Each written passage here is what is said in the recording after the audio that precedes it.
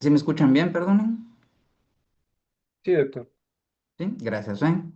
Muy bien, pues espero ustedes de que estén aprovechando todo lo que estamos platicando y que les esté gustando, porque a los médicos nos tiene que gustar la farma y la medicina.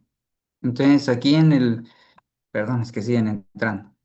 Aquí en el aula invertida les compartí una síntesis o complemento de lo que vimos ayer en el día del laboratorio, ¿verdad? Les agradezco por su participación porque estuvo chilero. Les insto a que mínimo oigan y vean las ayudas de inteligencia artificial y esto sí fijo lo lean, ¿verdad? Porque ahí sí es un privilegio que tenemos de estarnos formando y para que estar a empujones haciendo que estudien, está fregado, ¿verdad? Entonces sí, éntrenle con ganas ustedes, porfa. Aquí el complemento que les compartí son los mecanismos de acción. Aquí les puse unos videitos en el espíritu de priorizar el tiempo y la discusión. Ahí se los dejo para que los vean. Está muy, muy bien explicadito con esas animaciones en 3D, cómo actúan los fármacos. Igual aquí se los pongo y los sintetizamos, ¿verdad? Y lo hablamos ayer. Los estímulos que recibe la célula parietal es a través del estímulo colinérgico, muscarínico, que pueden encontrarlo, ¿verdad? Que es por acetilcolina, que es de la inervación vagal. La parte histaminérgica, que es la que bloquea a este nivel la ranitidina, cimetidina, famotidina, y la parte de la gastrina, ¿verdad?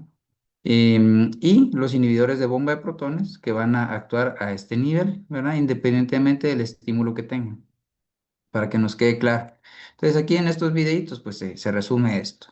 Y de nuevo la fuente de la cual discutimos ayer y que ahí se resume la farmacología y los criterios para usarlos. Ayer alguien me preguntaba un poquito del subsalicilato de bismuto, que es el peptobismol. ¿Sí? Aquí hablan del mecanismo que es similar al sucralfato, pero tiene la propiedad del salicilato. Saben que el ácido acetil salicílico es lo que tiene la aspirina y tiene un efecto antiinflamatorio. Entonces, ayuda en ciertas circunstancias cuando hay algún desorden inflamatorio también en la mucosa. El ejemplo clásico somos nosotros, ¿verdad? Tenemos una indigestión o algo que nos cae mal, uno le pega un trago a esto, se siente mejor. En los libros de medicina se habla del uso fuera de etiqueta y medicinas que podemos usar de uso humano en mascotas. Y sí se habla del subsalicilato de bismuto. En perros, en gatos es tóxico el ácido acetilsalicílico. Entonces, en perros se puede utilizar. La dosis no la tengo presente, pero se puede buscar. Lo que me interesa es que lo sepan. Y el efecto secundario son heces oscuras, ¿verdad? Sí, eso es lo que puedo hablar un poquito del subsalicilato. En este curso estoy tratando de priorizar bien puntual lo que les va a servir. Puedo hablar un montón sobre otros protectores de mucosa, ¿verdad? Caolinpectina, crospovidona, hay un montón de cosas más, ¿sí? Pero que ustedes ya con una buena base médica pueden hacer crecer esa base de datos, pero necesito que lo primordial que tienen que tener en la punta de la lengua, eso es lo que estoy priorizando, ¿sí? Y trato de ser consciente que tienen más cursos. Por eso no estoy dándoles todo lo que se puede saber respecto a los temas. Me dicen si estamos en el mismo sentido, ¿eh?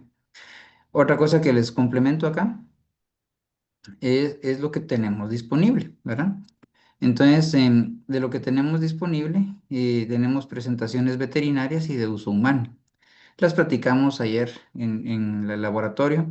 Omeprazol tenemos en tabletas de 20 y de 5 miligramos, ¿sí? Y en el caso de el inyectable, tenemos de 40 miligramos de uso humano, ¿sí? Ahí les pongo las marcas, ¿verdad? Y las casas que yo tengo en mente que hay aquí en Guate.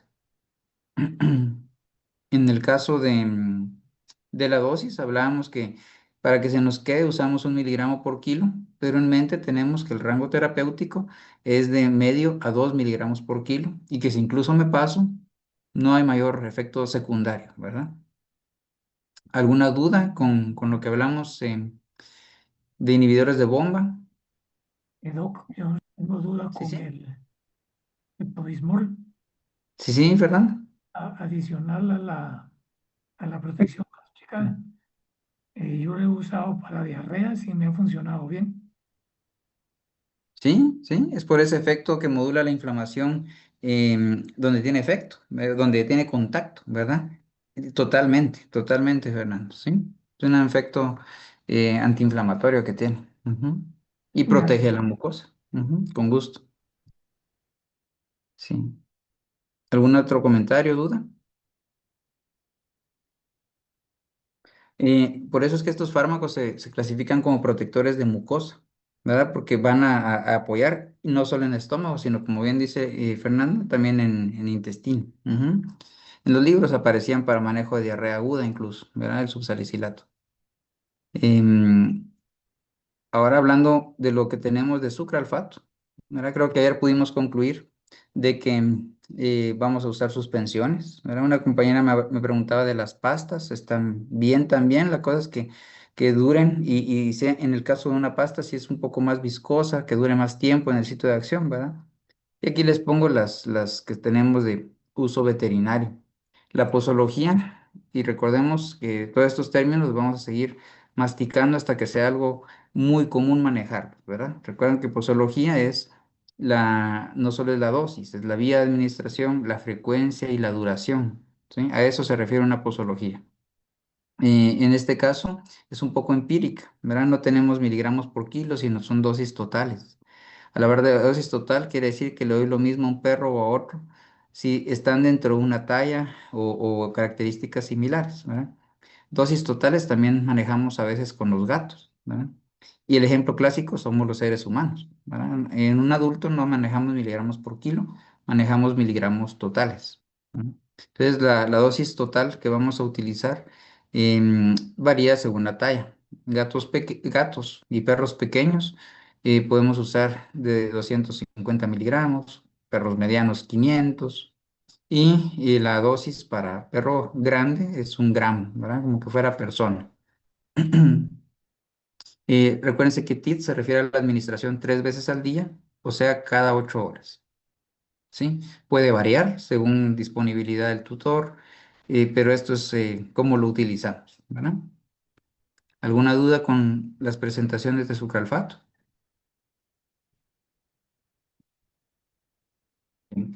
Y vean que se lo sintetizo en este par de fármacos, ¿verdad? Pero vean todo lo que tenemos que saber y digerir el día de ayer para poder aterrizar en que estos vamos a priorizar, pero tenemos criterio de por qué, ¿sí? Si no les hubiera llenado aquí de antihistamínicos H2, de misoprostol y todo, pero sería pura teoría, ¿sí? Muy bien. Y lo nuevo que vamos a ver hoy son los procinéticos. Si me ponen al tanto ustedes que vieron hoy en medicina,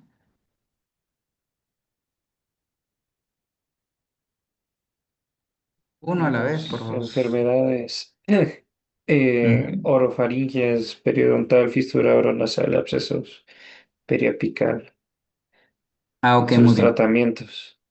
Muy bien, perfecto. Entonces, le sirvió un poquito lo que hablamos de antibióticos. Perfecto.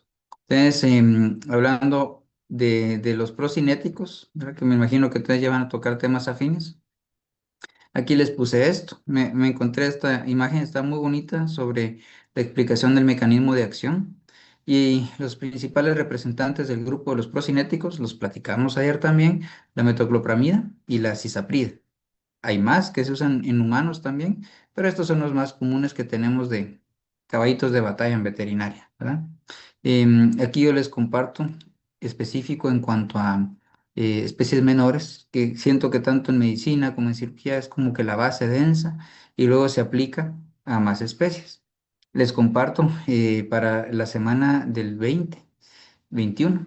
Tenemos unos invitados que van a estar en los horarios de biblioteca, ¿sí? Para que lo vayan considerando. El 21 y el 23, si no estoy mal. Pero va a ser una farmacología aplicada, una charlita, ¿verdad? Al área de aves y al área de cerdos. ¿Sí? Entonces va a estar chilero ustedes, va a estar bonito. Primero de eso, así vamos a irlo aplicando a las demás especies.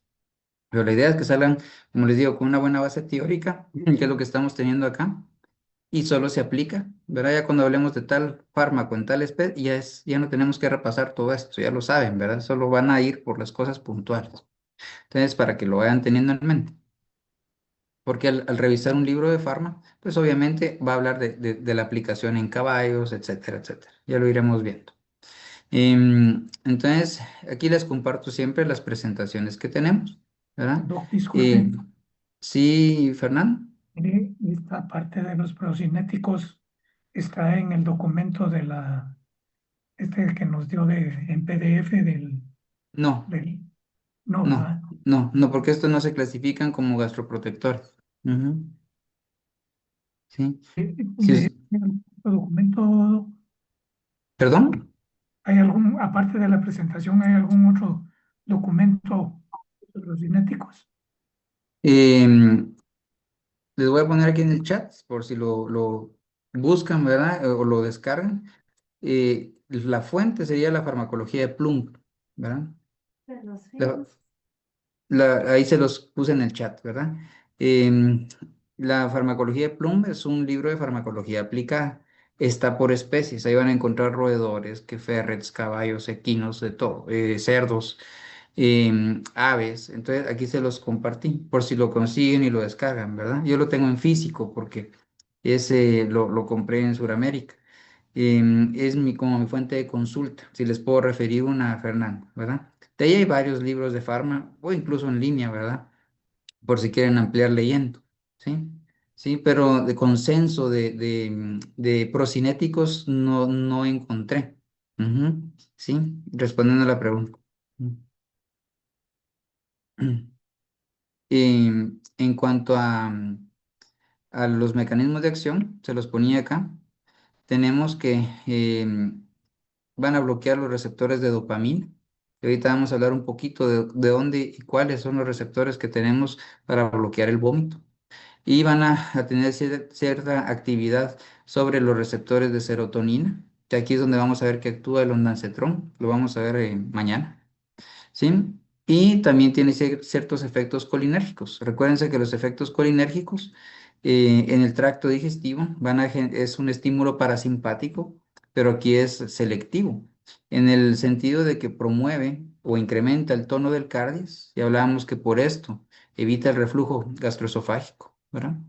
Hablábamos de que si hay lesiones ulcerativas, por ejemplo, el usar antiácidos o protectores de mucosa como el subralfato, antiulcerosos, pues al regresarse el ácido o haber reflujo, pues disminuye la esofagitis, pero como tal no quita físicamente la capacidad que exista reflujo. Al incrementar el tono del cardias, pues la lógica es que se cierre, ¿verdad? Esto sí lo hace. Y promueve peristalsis gástrica, apertura del píloro y peristalsis duodenal. En otras palabras, va a vaciar el estómago, el intestino delgado proximal y a cerrar el cardias. Y ese es el efecto antiemético, pero también el efecto procinético, ¿verdad? Que va a promover un vaciado gástrico. ¿Sí? ¿Vamos bien hasta acá? ¿Sí? Entonces vean que tiene mecanismos de acción distintos. Estos efectos son antieméticos, estos efectos son procinéticos, ¿sí? Y a la vez, estos efectos procinéticos son los que son peligrosos si tengo un paciente con un cuerpo extraño o una obstrucción intestinal, ¿verdad? Porque si hago que este estómago se empiece a contraer o el intestino empieza con peristalsis y tengo un cuerpo extraño que puede cortar, por ejemplo, lo más común y que me pasó a mí en un paciente, un cuerpo extraño lineal, ¿verdad? Los perros que se comen pitas o cosas largas, ¿verdad? Que hacen que el intestino se enrolle sobre estos por la peristalsis y se ensarte en los bordes mesentéricos este hilo y corte hasta llegar a la serosa, ¿sí? Y eso seguro les va a pasar si usan procinéticos. Entonces, por eso tampoco usamos a ciegas estos fármacos, ¿verdad? Tiene sus indicaciones, pero la principal es, si sospechan de una obstrucción intestinal, no se usan como antieméticos, ¿sí? Me dicen si lo vamos comprendiendo. Y otra cosa que vamos a ver más adelante, la cantidad de receptores que va a bloquear por el efecto antiemético en nuestras mascotas no son tantas como en nosotros. Yo me he inyectado metoclopramida cuando he tenido problemas de gastrointestinales, de náuseas y todo, es una maravilla, uno se siente re bien rápido, ¿sí? Pero en los perros no actúa tan bien porque no tienen la misma cantidad de receptores que yo para esto, ¿sí? Ellos tienen otros receptores, por eso usamos otros fármacos, no son antieméticos de primera elección, ¿sí? Por eso los utilizamos más por su característica procinética. Pero como hablábamos, por ejemplo, en un perdón, en un paciente con incompetencia esofágica, con un braquicéfalo, que voy a anestesiar y va a tener reflujo, que quiero que coma después de una cirugía, lo combino con más cosas, ¿verdad? Entonces podemos usarlo como parte de una terapia antiemética multimodal, ¿sí? Porque no tiene ninguna interacción negativa combinarlo con otro antiemético, pues, ¿verdad? Si yo estoy consciente de cómo y dónde actúo. Me dicen si tienen alguna duda hasta acá.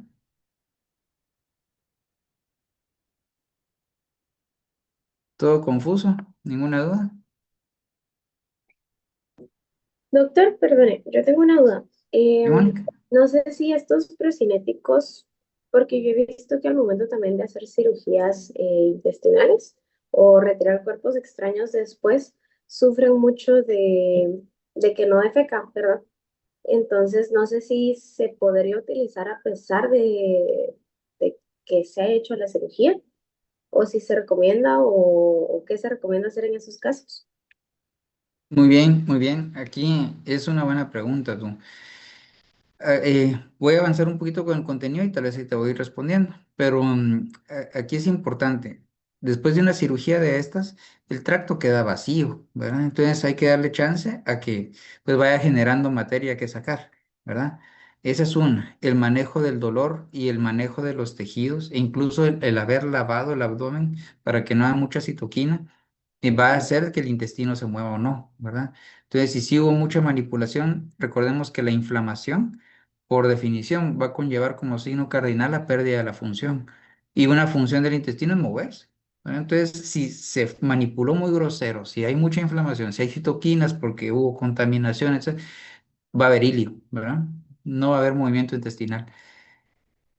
Pero para seguirte respondiendo, el lugar donde actúa esta medicina va a ser en el estómago.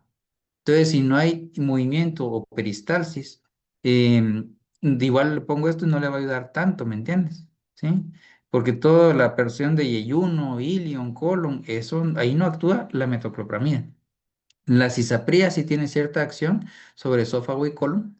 Entonces, ahí, pero para esto lo usamos más en casos de megacolon, por ejemplo, ¿verdad? En pacientes con dilatación y que acumulan heces. Por ejemplo, los gatos es frecuente que hagan megacolon. Entonces, perdón si me desvié un poquito para explicarte por qué es que hay hilio, ¿verdad? Pero eso serían las cosas que tendríamos que cuidar. A veces también se agrava por lo que hacemos como tratamientos post. Por ejemplo, puede haber dolor y uso antiespasmódicos. Y eso lo que va a hacer es que no se mueva tampoco, ¿me entiendes? Como la buscapina o la butiliosina, lo vamos a ver también. Entonces, mucho de esto que tú me cuentas es más que todo el manejo que hace el médico, ¿verdad? Y la patología que tenga de base, ¿verdad? Entonces, eso, pero como tal, esto me ayudaría solo el vaciamiento gástrico. Un ejemplo donde sí lo usamos, aquí están las indicaciones, es en el caso de parvovirosis. Hay veces que los pacientes tienen hilio por la inflamación que hay, no quieren comer porque tienen el estómago bien lleno. Y cuando tú les pones el ultrasonido, ves aquella pelota negra del anecoica del estómago llena, ¿verdad? Entonces, si no hay obstrucción, puedes usar los procinéticos para que camine. Y confiamos en la fisiología, que a la hora que esto entre al intestino, por la distensión que va a generar, vía refleja, empieza con sus movimientos, ¿verdad? Y va a caminar. Ahí es donde lo usamos, para mejorar el vaciamiento gástrico. Si hay algo que no denso, que no quiera caminar, etcétera, lo lógico sería poner una sonda nasogástrica, vaciar lo que se pueda de contenido gástrico y luego poner procinético.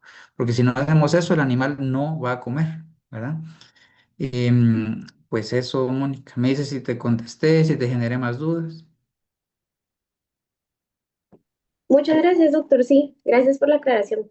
Sí Muy tengo otra bien. duda Sí, sí, en sí. cuanto a lo de parvovirosis, como por las diarreas profusas que normalmente tienen.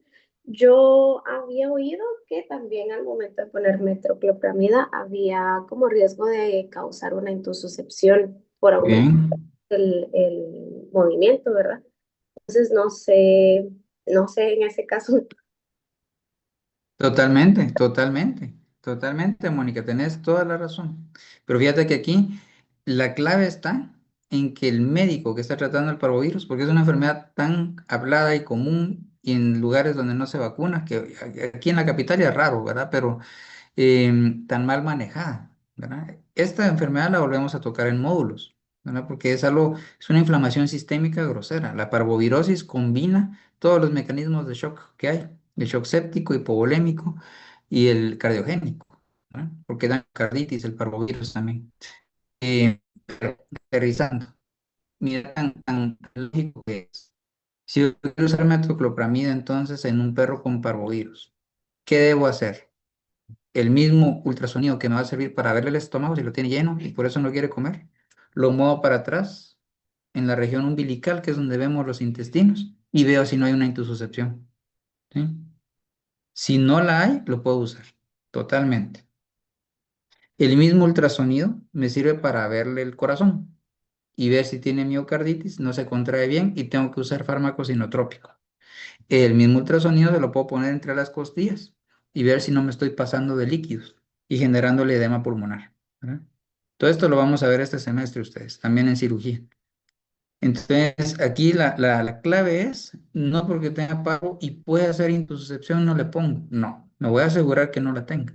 Y si le diera, porque puede justificarse de que lo tengo que usar, no tiene, lo usé y le dio la intususcepción. Si le da, lo voy a detectar porque estoy escaneándolo todos los días y lo abro y lo compongo. ¿Me entiende? Está bien estudiado que si uno detecta las intususcepciones de forma aguda, solo con que entres y saques una porción de otra y cerres es suficiente. Entonces, una intususcepción en este contexto agudo puede manejarse como un control de daños. Solo entro, lo desenrollo y me salgo, ¿verdad? En el caso de una intususcepción crónica, sí hay procedimientos que vamos a ver la otra semana en Ciro, ¿verdad? Y lo van a practicar ustedes con vísceras, ¿verdad? Que es la enteroplicatura o enteropexia, ¿sí? O a veces la resección, ¿verdad? De un segmento y una anastomosis. Pero eso sería, Mónica. ¿Me cuentas ahí que... Perfecto, doctor, todo claro. Mil gracias. No, gracias a ti. Gracias. Ese es y les agradezco a ustedes su participación porque eso es lo que quiero que generemos un ambiente de confianza para que saquen todas sus dudas, ¿verdad? No hay una pregunta tonta, al contrario. Aquí lo que quiero es que tengan ese criterio, ¿verdad? Y todo es bueno, les agradezco. Entonces, seguimos. ¿Alguien más tiene alguna Yo pregunta? no sé si lo vamos a ver despuesito, Sí, sí. pero especulando un poco con relación a algo que vimos en infecciosas con gatos, eh, yo estoy viendo aquí algunas diferencias entre lo que vimos en infecciosas de gatos y lo que estamos viendo ahorita. Voy a especular que los tratamientos procinéticos para gatos y perros son diferentes en algunos casos, no son Ujú. exactamente iguales. Esa es la pregunta, si estoy en lo correcto o estoy en lo Así son diferentes equivocado. entre perros y gatos. ¿Sí? Sí, sí. Si bien podemos usar Serenia en los dos, pues les cae mejor el ondansetrona a los gatos, por ejemplo. Y los procinéticos, como no tienen tanto receptor dopaminérgico, tienen más chance de que tengan una sobredosificación los gatos y generen signos neurológicos o signos extrapiramidales, se llaman. ¿Sí? Entonces sí es distinta. Pero gracias, Fernando. Ahorita lo vamos a ir abordando más. Ujú. ¿Sí? ¿Hay algo más? Ah, va.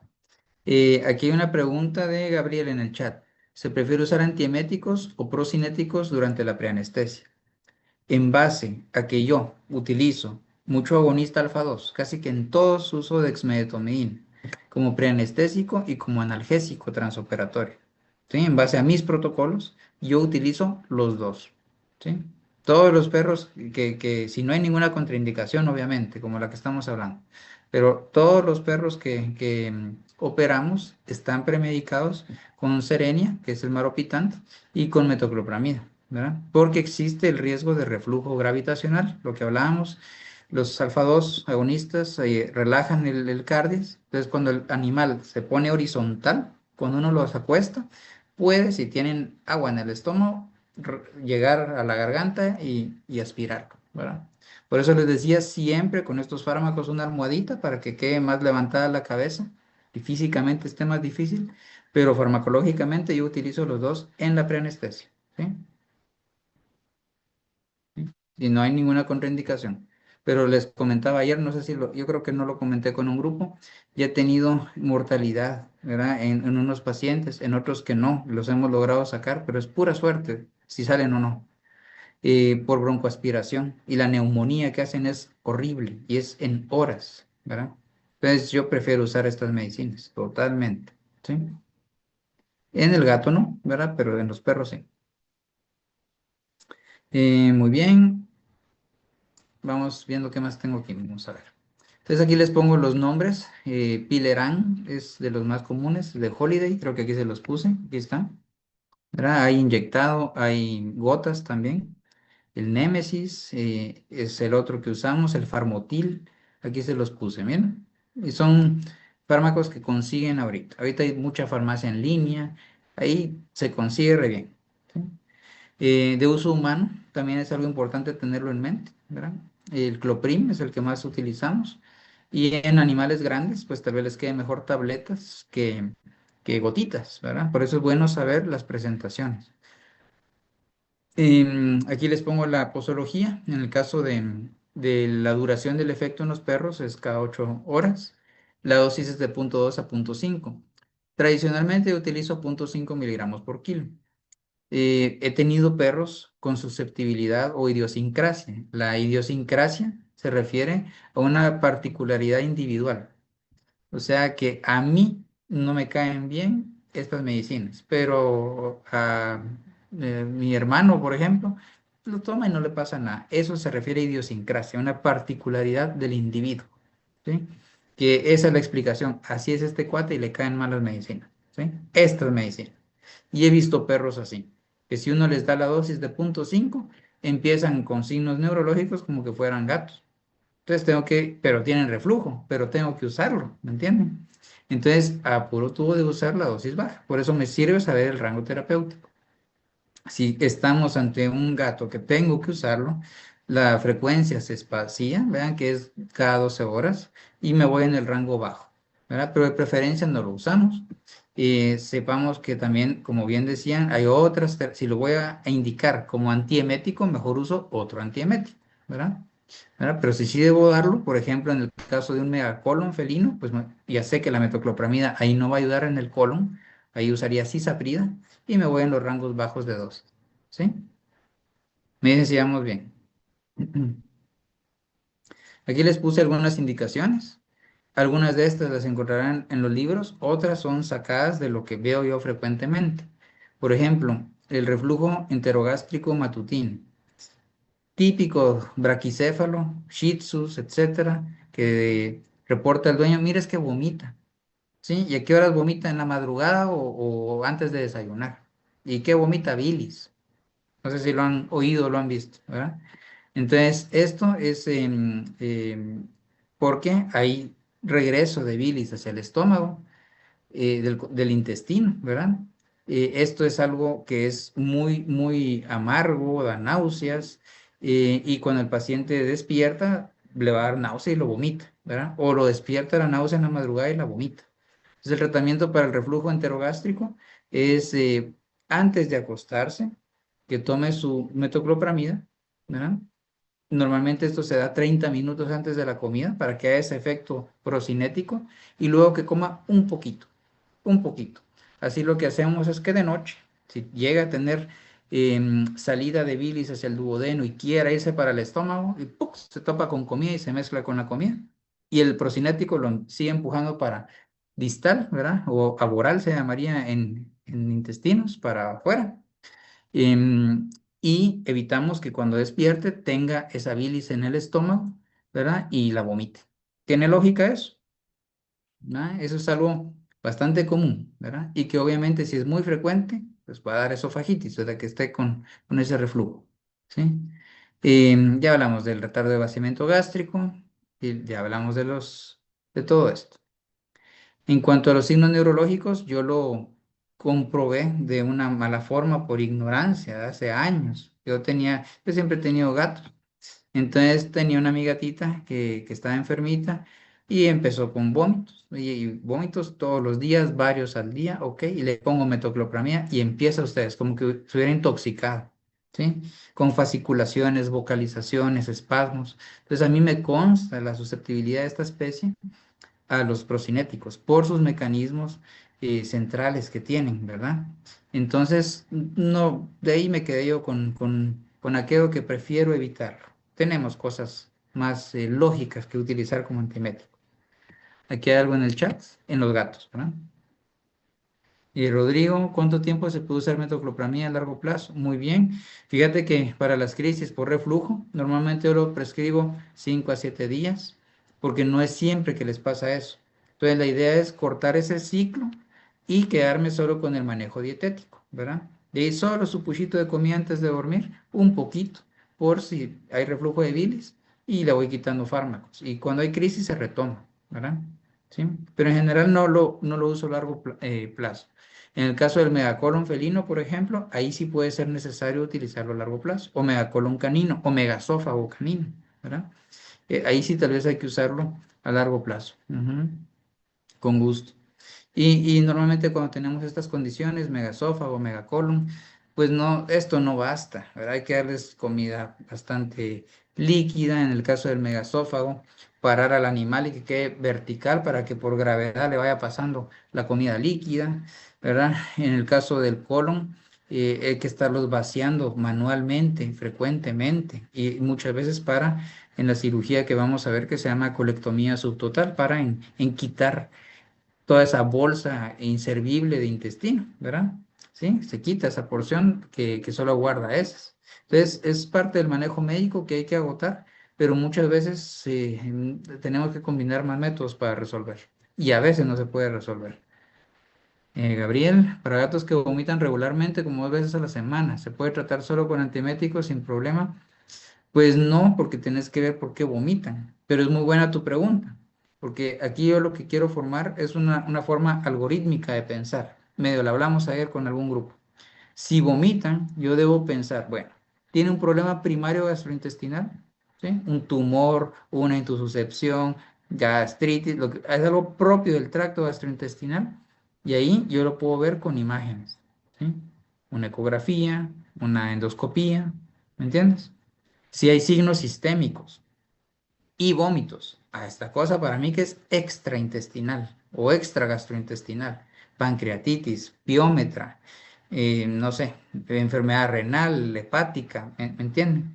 Entonces, eso es lo que quiero que piensen. Entonces, para mí un gato que vomita no es sinónimo solo de, le voy a poner un ancetrón, ¿verdad?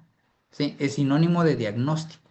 Entonces, si tu gato vomita 2 veces por semana, no justifica tanto la terapia porque no sabes cuándo va a vomitar. Pero si le das esto todos los días para que no vomite en la semana, estás apachando un signo y va a empeorar si hay una causa de base, ¿sí? Me decís si te respondo ahí. Entonces, la lógica sería, mano, hagámosle sus pruebas, su base de datos mínima. ¿Qué es eso? Hemograma, bioquímicas, orina y ecografía. Y ahí agoto, porque voy a detectar causas físicas primarias y voy a descartar causas extra gástricas, ¿verdad? O gastrointestinales, porque receptores de vómito hay en colon, en intestino, en cualquier víscera, ¿verdad? En el uréter, en el útero. Entonces, ahí agoto causas, ¿verdad? ¿Sí? Y si es muy frecuente, pues sí uso antiméticos. Muy bien, con gusto. Pero muy buenas preguntas ustedes. Y de veras que no saben lo importantes que son, porque si no las agotamos acá, cabal, se pueden llevar ese chip de solo, tiene esto, le doy esto, tiene esto, le doy esto. Y es como funciona un agropecuario, ¿verdad? Es un pensamiento lineal. Y lo que me interesa es que ustedes sepan todas estas herramientas, las armas que tienen y sean muy selectos cuando dejan ir un disparo, ¿me entienden? Pero porque ya tienen bien, bien a dónde van a apuntar. Y esa es la parte del arte, ¿verdad? El arte de ejercer la medicina, la parte médica. Sí, Elizabeth, ¿tienes levantada tu mano? Sí, doctor, buenos días. Yo tenía duda, por ejemplo, con los gatos. Bueno, yo no tengo mucha experiencia en gatos, pero sé que ellos a veces como se lavan y se acicalan. No sé si digamos así como los tricobesoares se le podrían hacer a ellos o solamente eso es de propio Sí, de otros animales. Y no sé sí. si eso podría ser como una contradicción si de en dado caso él empieza como con, no exactamente con vómitos, pero no defeca nada. No sé si es porque se le pueda quedar trabado y sería una contraindicación lo de la metoclopramida por que decir, bueno, tal vez sí se le quedó atorada la bola de pelo, pero no sé si es considerado un cuerpo extraño. Eso tengo como dudas. Pues no tengas pena tú. Gracias. Pues los que tenemos gatos sabemos que vomitan bolas de pelo, ¿verdad? Hay medicinas enzimáticas, ¿verdad? Para que se degrade más la queratina. Para los gatos que se dejen está re bien. Hay dietas que ya consideran esto. Y hay gatos de pelo largo que hacen más, ¿verdad? Porque se acicalan y se tragan más pelos. Yo tengo una gata que tiene síndrome de Pandora, no sé si han oído de esa condición. Pero ella está predispuesta, no me voy a ahondar tanto en el síndrome de Pandora, pero está predispuesta a un montón de cosas. Pues la pobrecita se anuda, es toda nerviosita, no se deja hacer mayor cosa, si la toco quiere morder, es un dolor. ¿Verdad? Entonces me limita un poco a lo que puedo hacer con ella. Pero ella tiene esto, ¿verdad? Es eventual que tenga sus vómitos y saca sus bolas de pelo, ¿verdad? En general esto no indica em, que le demos fármacos, ¿verdad? Sino lo que indicaría es atacar la causa, ¿verdad? En el caso de ella tendría que tenerla rasurada, ¿verdad? Y darle medicinas que degraden la queratina, ¿verdad? Esto podría hacerse, ¿sí? Pero que causen una obstrucción gastrointestinal no lo he visto, hasta el momento no lo he visto, o salida del píloro, ¿verdad? Y cuando molesta lo sacan, ¿verdad? Pero no me he topado con un caso que de veras requiera cirugía o algo así, ¿verdad? Salen incluso los pelos apelmazados con la forma de la tripita, ¿verdad? Sí, llenos de bilis. Em, ¿Qué más hay aquí en el chat? María Paula, se puede usar como un procinético en el caso de estreñimiento. Es más para generar la peristalsis de un colon que no se mueve, ¿sí? En el caso de el estreñimiento, usamos más catárticos o fármacos que promuevan fisiológicamente la peristalsis. Ponete, vamos a ver la otra semana que tenemos farma gastrointestinal. Em, Ahí me estoy pegando unas desveladas haciéndoles estos contenidos a ustedes, entre paréntesis. Ahorita que lo hablo, lo que toca la otra semana, veo el nivel de desvelo que me va a tocar. Pero la otra semana tenemos catárticos, ¿verdad? Y los catárticos básicamente son los fármacos que promueven la defecación, ¿verdad? Digamos, están los antidiarreicos, que son los que promueven la diarrea, y los catárticos que promueven la defecación, ¿sí? Y entre los que damos más fisiológicamente para poder estimular la defecación es el polvo de fibra de Psyllium plantago, ¿verdad? En humanos es el metamucil, ¿sí? Eso es lo que utilizamos, que en mi criterio es más fisiológico. Lo que le sigue, que tiene un potente efecto osmótico, es la lactulosa, ¿sí? Que es un azúcar hiperosmótico que jala líquido y promueve diarrea, ¿verdad? Eso es lo que más utilizamos, ¿verdad? Y de ahí vamos a ver que cosas como el aceite mineral, esa cosa a mí no me gusta porque solo lubrica por el alrededor una pelota dura de heces, ¿verdad? No es lo mismo que haga que el intestino haga eso, ¿verdad? La fibra es como una esponja, ¿verdad? El metamucil, uno lo echa en agua y se vuelve como una gelatina. Entonces, eso a nivel intestinal lo que hace es distender el lumen, hidratar, mantener líquido, ¿verdad? En las heces para que tenga una consistencia blanda. Y al distenderlo, estimula los receptores mecánicos y empieza entonces el intestino con peristalsis, ¿verdad? Y se recuerdan que hay movimientos de segmentación, de propulsión, y entonces empieza a caminar fisiológicamente, ¿sí? En el caso de la lactulosa, pues es más fuerte ese potencial osmótico y por eso es que puede causar diarrea, ¿verdad? Pero eso es lo que utilizamos tú. Y como te digo, esto es en caso de hipomotilidad, que el músculo liso ya no funciona, ¿verdad? Y en el caso de un megacolon, las fibras musculares se van separando y tienen que moverse como un todo para que se den estos movimientos de propulsión y de segmentación. Y si están separaditas, cuesta que agarren onda, ¿verdad? Y ahí es donde les puede ayudar un poco la cisapría, ¿verdad? Pero sí, en estreñimiento es de promover heces blandas, ¿verdad? Y un movimiento peristáltico fisiológico, ¿sí? Y también lo otro, si no se puede, enemas, ¿verdad? Que de una vez les adelanto, salinos, o sea, con suero, cloruro de sodio, ¿sí? No usamos los comerciales de farmacia, ni los Frister, ni los que son de cloruro de sodio hipertónico, ni los que son de fósforo, ¿sí? Suerito, el que se inyecta. Ujú. Muy bien, nítido ustedes. Buenas dudas. ¿Vamos bien entonces? Vean qué importante es conocer estos fármacos, porque mejor que profundicemos y agotemos dudas de lo que más usamos, a que les dé aquí un listado de cosas que ni van a ver. Y vamos a empezar con la introducción de los antiméticos, que en este sentido de que vamos poco a poco. Pues mañana vamos a hablar prácticamente del maropitán y del ondansetron. Y aquí los vamos a agotar un poquito y quiero que tengan criterio de otros que se utilizan. Por ejemplo, el nausiol, que es el dimenhidrinato, ¿verdad? En nosotros lo usamos, no tiene mucha aplicación con ellos. Se puede usar acepromacina, ¿verdad? La acepromacina es un antiemético potente, pero causa sedación, ¿verdad? Hipotensión. Entonces no hay dos glorias juntas, pero me interesa que lo sepan. Aquí les pongo estos diagramitas, los vamos a ir viendo en el tiempo que nos queda.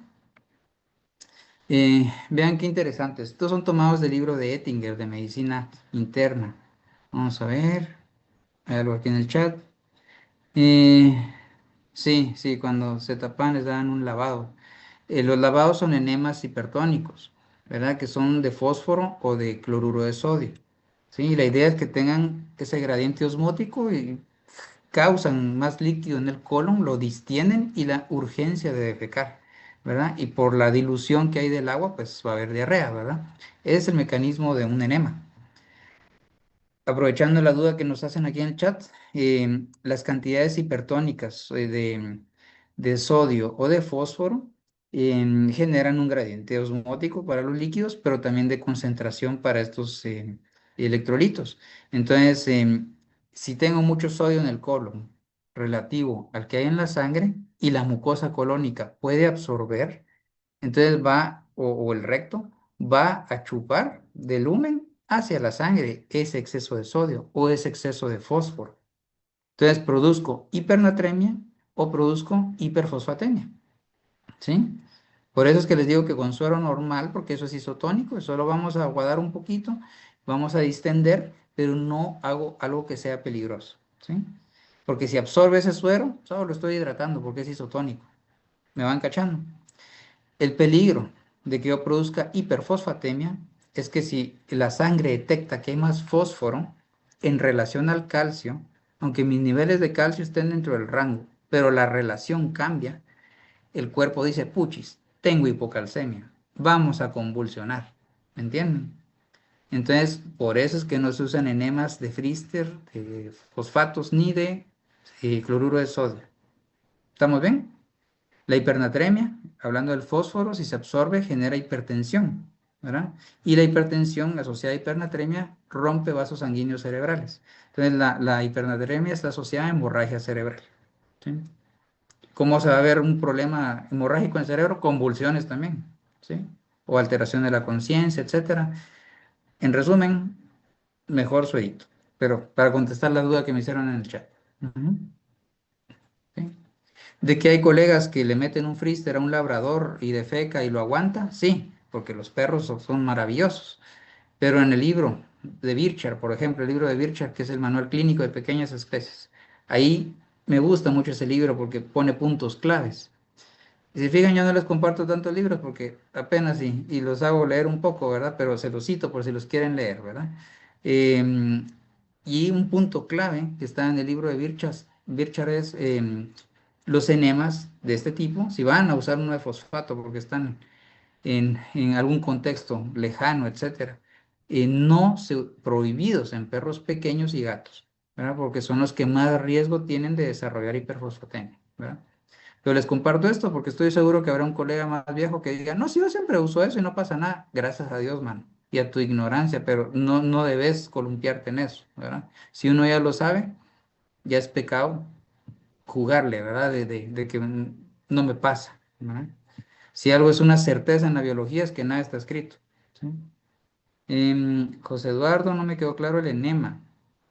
¿Con qué líquido se hace? Con suero. solución salina, 0.9%, o Harman si quieres, me dices si ya quedó claro. Ujú. ¿Sí? Lo que no se usa son los enemas comerciales de humanos, que vas a la farmacia y compras un enema. Ujú. El suero inyectable, digamos. Ujú. Muy bien. Entonces, regresando aquí a los mecanismos, vean acá. Me dicen si les quedó claro. Vamos a ver. Muy bien, con gusto.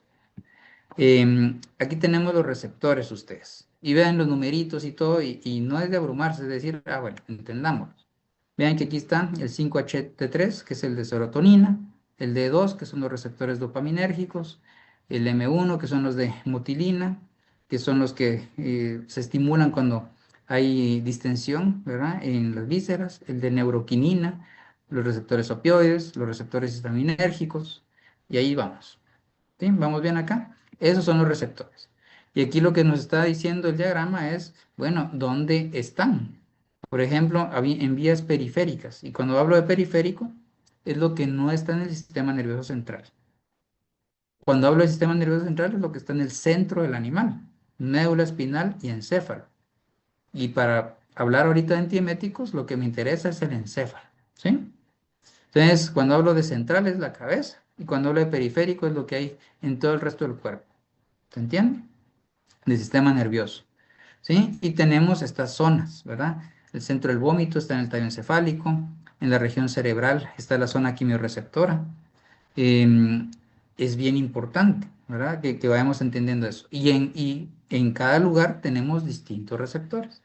Entonces, si se fijan, receptores de neuroquinina, aquí en riñones, en hígado, están acá, a nivel periférico, ¿sí? Vamos a ver, en la parte central también tengo receptores de neuroquinina, también acá, ¿sí? Y esos receptores de neuroquinina es donde va a actuar, bloqueando la sustancia P, el maropitante, el famoso serenio. Entonces, tiene lógica que use eso, porque miren, por eso se llama que es un espectro amplio, porque tengo receptores que bloquear, ¿sí? Para el mareo, los antihistamínicos, el nausiol, el dimenhidrinato, ¿verdad? Vean que aquí en el aparato vestibular hay receptores de histamina. Entonces, tiene lógica que aquí actúe para cuando hay cinetosis o enfermedad por mareo. ¿Me van siguiendo acá? La metoclopramida, que actúa en los receptores dopaminérgicos. Vean que aquí hay receptores periféricos y también los tengo aquí en la parte central. No los tengo en el centro del vómito, ¿sí? Ni en la corteza cerebral, ¿sí? Entonces hay menos receptores. ¿De qué hay? Pero ya les dije las diferencias entre especies que tienen menos que nosotros. ¿Me van siguiendo aquí un poquito de cómo saber en dónde van a actuar los antieméticos? ¿Sí? ¿Y a qué nivel? Y aquí lo bonito es que me ayuda a entender las cosas que van a desencadenar el vómito. Por ejemplo, cosas en sangre, vean, fármacos. Y aquí tenemos, por ejemplo, los agonistas alfa-2, los opioides, etc. Toxinas, urémicas en el caso de que son endógenas, endotoxinas que sean bacterianas, ¿sí? ¿Qué más? Agentes que induzcan la náusea, etcétera. Va a estimular estos receptores y de la sangre llega a la zona quimiorreceptora. Esta zona que está en el piso del cuarto ventrículo cerebral, los ventrículos son las cavidades donde hay líquido cefalorraquídeo dentro del cerebro, en el piso hay una zona que no tiene barrera hematoencefálica. Para explicarles un poquito, la barrera hematoencefálica está formada básicamente por los astrocitos que hacen una comunicación, ¿verdad? Pero a la vez separan los capilares selectivos de las neuronas. Los astrocitos están en medio con sus piecitos agarrando los vasos sanguíneos y permiten esa selectividad. En este caso no está conformada así esta barrera, porque al estar más desnudo, digamos, esa área permite estar muestreando y sintiendo estos cambios químicos, ¿verdad? Que pueden desencadenar hacia el tallo encefálico, estimular el centro del vómito y que vomite. ¿Se entiende? ¿Sí? Aquí estoy usando lo que les decía ayer, una forma entendible de comunicarlo, ¿sí? No quiero ponerme todo técnico, sino me interesa que aterrizado entendamos los mecanismos, ¿Sí? Tracto gastrointestinal, vean, la vía aferente es a través del nervio vago y llega directo al centro del vómito. Sabemos que el vago es el 10.º par craneal, emerge del tallo encefálico, pasa por todo el cuello, el tórax, inerva el corazón y las vísceras. De regreso va por ahí ese estímulo hasta el centro del vómito y desencadena el vómito. ¿Sí? Importante aquí ustedes hacer la diferencia que vómito es un reflejo, ¿verdad? El vómito va a conllevar arcadas, el cierre de la epiglotis y la expulsión. El, la regurgitación, que es un signo de enfermedad generalmente esofágica, la regurgitación no es un reflejo, esa no avisa. Y esa es la peligrosa, porque solo ¡rup! Se regresa todo y lo pueden aspirar. Entonces, para que lo tengan bien diferenciado, una cosa es regurgitación, otra es vómito. ¿Sí? El vómito tiene estas fases. Van a ver que un animal va a vomitar porque empieza a salivar, a lengüetearse, esa es la náusea, ¿verdad? Y luego vienen las arcadas y luego vomita. ¿Sí? Pero en ese proceso se cierra la epiglotis. En la regurgitación no. ¿Sí? Muy bien. ¿Vamos bien hasta acá? Vean que cosas que estimulen la corteza cerebral directamente pueden estimular el vómito. Esto pasa más en humanos.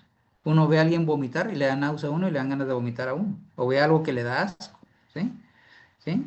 O percibo algo como nauseabundo y puedo estimular directamente por vía cortical el vómito, ¿sí? También tenemos la parte del mareo, ¿verdad? Que es por la vía vestibular, que es el 8.º par craneal, y también a través básicamente de cuando uno va, por ejemplo, tratando de leer en el carro, a eso se refiere acá, miren, por los reflejos, porque los ojos se comunican con el aparato vestibular, y reflejos oculocefálicos, pueden estimular la náusea también, ¿verdad? ¿Qué más? Creo que ya agotamos la mayoría de mecanismos de vómito, ¿verdad? Y aquí estamos viendo los receptores que hay en estos lugares y por lógica, ¿qué fármaco vamos a usar para bloquear cada uno? ¿Sí? Repitiendo, los de 5-HT3, ondansetron, los de 2 o paminérgicos, metoclopramida, los M1, aquí usamos poco los anticolinérgicos para bloquear esto, ¿verdad? Por los efectos que tienen en todo lo demás. Entonces usamos más los de neuroquinina, que son el maropicante, ¿verdad? Los antihistamínicos, ¿verdad? Que sería el dimenhidrinato, y básicamente, ¿verdad? Em, y como eméticos, cosas que podemos usar para que vomiten, ¿sí? Que es la contraparte, sabiendo cómo estimular estos receptores. Miren, inyectado generalmente son opioides como la apomorfina, que no la he usado, los agonistas alfa 2, ¿verdad? Que igual no me gustan por el efecto sedante. Y lo que sí usamos mucho en un periodo em, cercano a que ingirió cosas es el peróxido de hidrógeno, el agua oxigenada. Entonces se les da agua oxigenada hasta que vomiten, ¿verdad? ¿Sí? Esa es como la intro para lo que vamos a ver mañana. Antes que me empiecen a preguntar y que se acabe el tiempo, les pongo en el chat el enlace de la asistencia y el corto. Empiecen ustedes. ¿Sí? Voy a dar un par de minutos.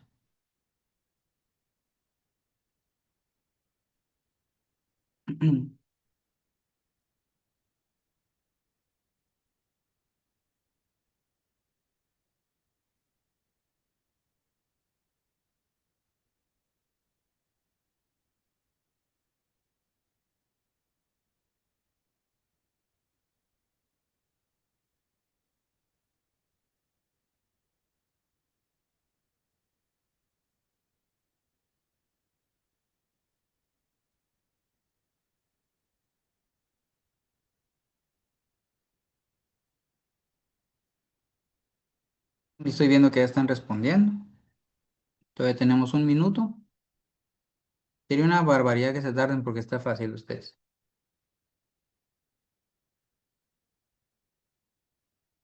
Y aquí, como sé que pueden hacer fraude porque no estoy ahí poniéndome que abran las cámaras con otro teléfono atrás y todo, mi motivación, ¿verdad? Optimista es, rétense ustedes, vean qué bonito es poder decir, mano, yo sé, ¿me entienden? Sí, entonces rétense, no estén con esa mentalidad fraudulenta. Vean cómo estamos aquí en la U por gente fraudulenta. Sí, es una estupidez. Entonces, háganlo solos, emocionense con comprobar si saben, ¿no? Sí, sin tanta cosa. Muy bien. Ya se va a acabar el minuto ustedes. Bueno, les doy 10 segundos para que envíen los que no han enviado. Doctor, 5, disculpe. ¿sí?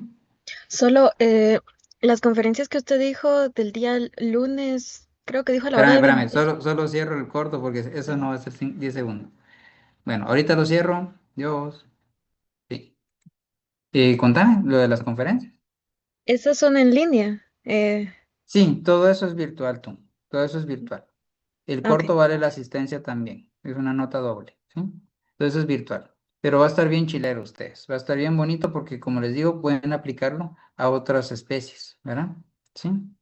Muy bien. Entonces, me dicen si tienen dudas bien puntuales en unos minutitos para resolverlas. Y si no, les vemos en la otra clase para que les dé chance de entrar a lo que viene ahorita después.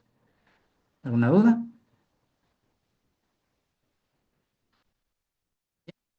Entonces, ahí estamos, ahí repasan las herramientas que les publiqué en la UV y mañana vemos o terminamos antieméticos. Que descansen y bonito día. Gracias, doctor.